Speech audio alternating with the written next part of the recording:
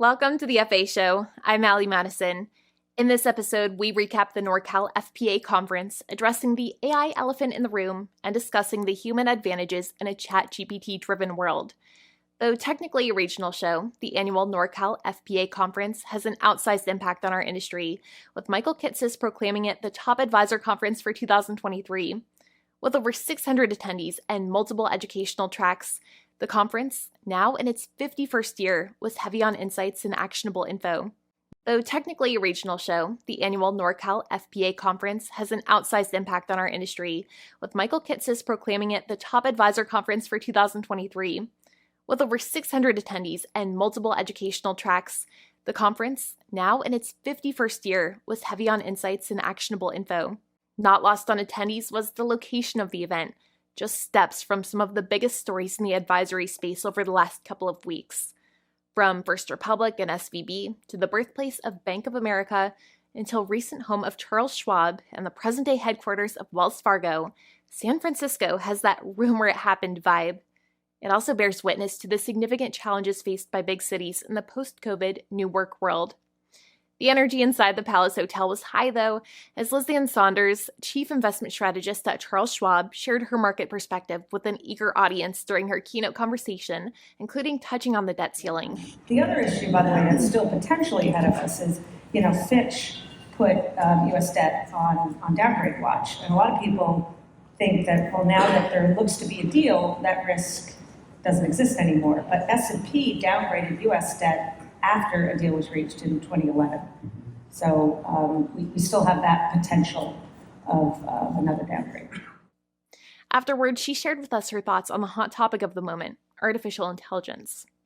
Artificial intelligence will probably be life-changing to some degree, but I find that most of the people who are weighing in and opining probably should start an answer to a question like that, like I always do, which is, I'm not an expert on AI.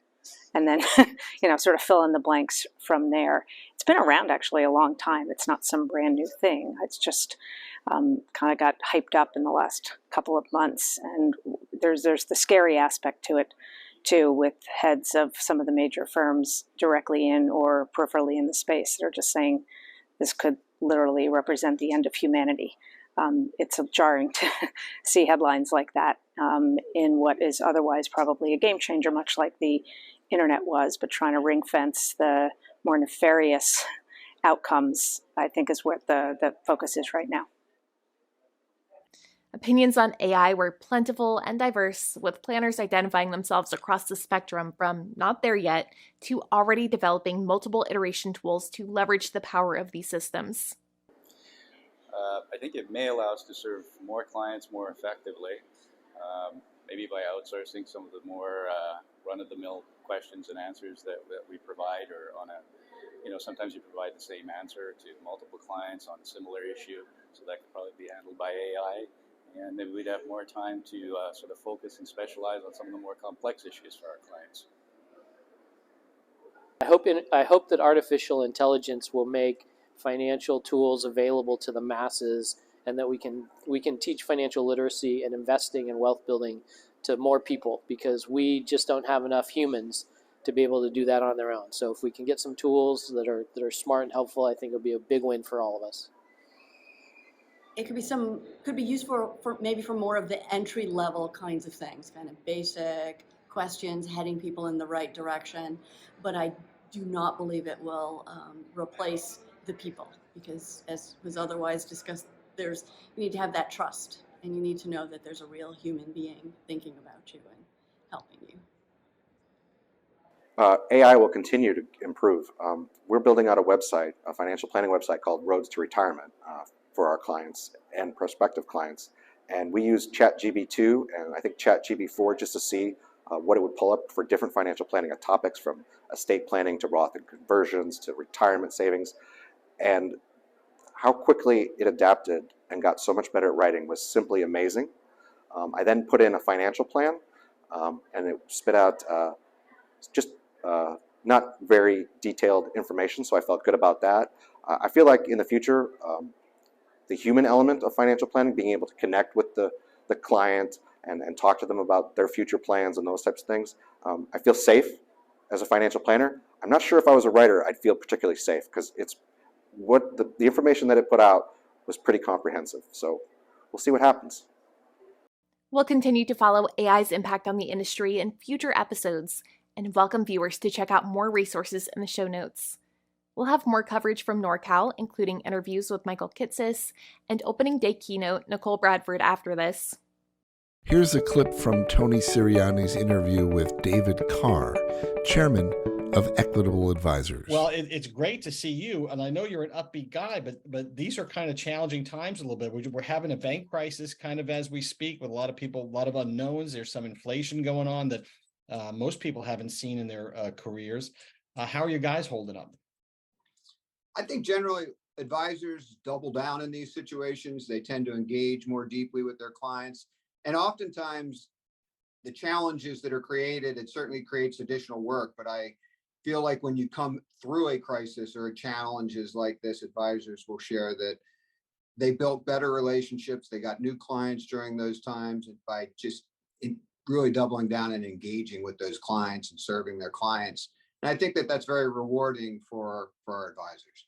Look, that's the good advisors, right? I mean, if you're good, now you're earning your pay, and the bad advisors it weeds them out, I think, times like these. Exactly. Top advisors recognize that it's times like this where you earn your keep with your existing clients, and it gives you an opportunity to get new clients as well. To hear the complete interview, go to AdvisorHub.com and look for podcasts. Michael Kitces might be as close to a rock star as exists in our industry, and his session to a packed room proved he brings the goods. In San Francisco, he shared his thoughts on scaling your advisory firm. We caught up with him after his session and asked him how he can tell if an advisor is happy or not. So we did an advisor well-being study a few years ago and found the unhappiest advisors have $225 million under management. The unhappiest advisors have $225 million under management. And it's not just a random number out of thin air. If you look at most advisory firms in practice, we talk about 1% AUM fees, but in practice, most advisory firms really have a revenue yield of about 70 to 75 basis points that they earn on their assets. By the time you get, the 401k plan, a lower fee, the big client that got a big fee break, some clients that got householded together and such. So a $225 million practice usually has about $1.7 to $1.8 million of revenue. Now, advisory firms of that size often have about $250,000 of revenue per employee. Just like the number of people it takes to do the work, to deliver the services, to generate $1.7+ million of revenue. So an advisory firm of that size is probably about 7 employees. Now, if you look at most books on management, traditional management guidance would tell you that a manager often can handle no more than about 5 to 7 direct reports. Beyond that, it's hard to really be meaningfully invested in training and developing them and bringing them up. And so advisory firms that are $225 million under management typically have $1.7 million of revenue, about 7 staff, which means they are at the maximum capacity of how many people a person can typically manage, and of course have 132 clients of their own, which means they're basically doing 2 full-time jobs at the same time, and the hours go up. And what we see most commonly from advisors in that scenario is something to the effect of, I've never made more money than I have at any point in my life. I never even thought it was going to get as big as it is, and I've never been more miserable, because I may have unwittingly grown this past the point where it's fun and I get to do the things that I like to do, which is serve clients, and I've gotten trapped in this realm where now I mostly manage people and get around serving clients when I can, and it doesn't feel good. And to me, it's one of the almost inevitable challenges that comes if you don't build your advisory firm with a clear intention of what it is that you're trying to create in the first time. You will almost inevitably just grow past that point, because the amazing thing about the advisory business is we do tend to just accumulate clients if we're not clear about what we're trying to build towards. The keynote by futurist Nichol Bradford delved into the rapidly changing landscape of work and leadership, focusing on the critical roles of technology, human potential, and neuroscience. She called on planners and advisors to embrace the human advantages in an increasingly AI-filled world. In this world where AI is coming and it's barreling down upon us, there are great advantages to being human. In fact, actually becoming our deepest, most connected, most authentic human is the way to thrive and stand out in this age of AI. What you're going to see is by this time next year, almost everything online is going to be generated in whole or in part with AI. And as a result, you're going to see people want to be in person more. I even think that you're going to see people go to events to watch people make art because then they will know that a human did it. I think this is actually really exciting. I think it's wonderful that our technology is pushing us in a way that becoming human is something that we really care about. The amount of time that we've been with technology, the way we think of it now, is actually quite short in comparison the amount of time that we've been together. And now we're going to finally be forced to really cultivate our ability to be together. I think it's potentially the beginning of a renaissance for humans. The future's not written. It could go in a lot of different directions. But what you can do right now, today, to be a part of the solution is to become your deepest, most authentic human, because each of you is a leader and a pace setter in all of the communities that you're in, whether it's your family or your block or or your office, and also with your clients. And so to be that person who is really being a deeply authentic, true human is the way that you can contribute.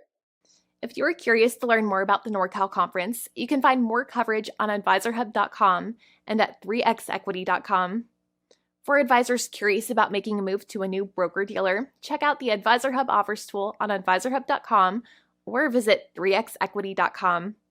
Thanks for joining us for this edition of the FA Show on AdvisorHub TV, powered by 3X Equity. I'm Allie. Have a great day.